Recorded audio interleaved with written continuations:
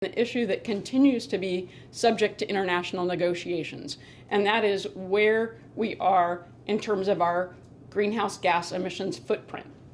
We have a good story to tell there, and we're committed to more. U.S. airlines represent only 2% of the U.S. greenhouse gas emissions inventory, yet we drive 5% of the gross domestic product. How do we do that? We do it through fuel efficiency. As John noted, fuel is our airline's #1 expense. So for many, many years, our airlines have been keenly focused on getting more fuel efficiency, and with fuel directly related to emissions, every drop of fuel we save reduces emissions. The record bears that out. Between 1978 and today, our airlines improved their fuel efficiency 120%. So what? That's equivalent to carbon savings of taking 22 million cars off of the road each of those years.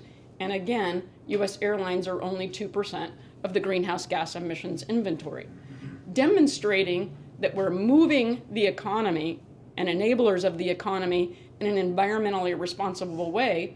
What you see between 2000 and 2012 is that we moved 16% more passengers and cargo, yet we had an absolute reduction in emissions of 10%. And we're committed to doing even more.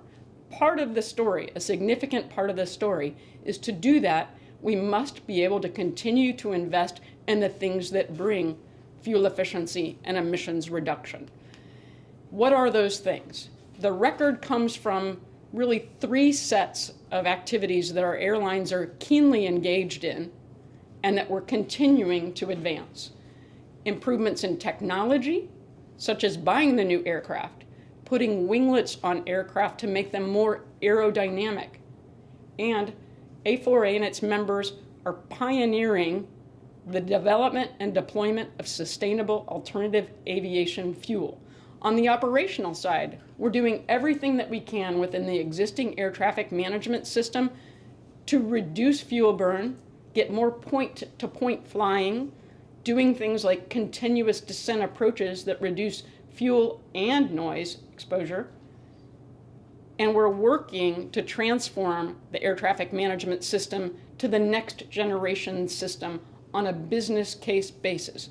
Basically, going to a satellite-based system could bring up to 12% additional emissions reduction. Again, we're very proud that our economic interest in saving fuel aligns with our environmental interest, and we can make them very synergistic.